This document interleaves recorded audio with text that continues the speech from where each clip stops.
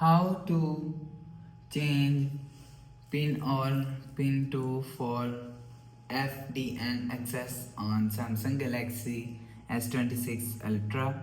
So let's start the video. First of all, go to App Library. Now here, so click on Phone App. Now here, so click on Keyboard. So after click on Keyboard, click on this three dot icon. So after click on this dot icon, click on Settings. So now in Settings, scroll down and click on Supplementary Services. So after click on Supplementary Services, scroll down, you will see. After the process, click on Fixed Dialing Numbers. So if you want to change PIN, so click on PIN, so enter PIN. And if you want to change PIN, and click on again. Now again enter your PIN and again enter your phone PIN.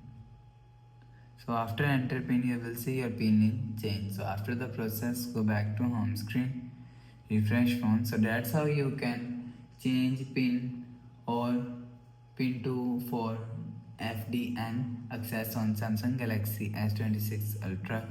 So if you like the video, please subscribe. Thanks for watching.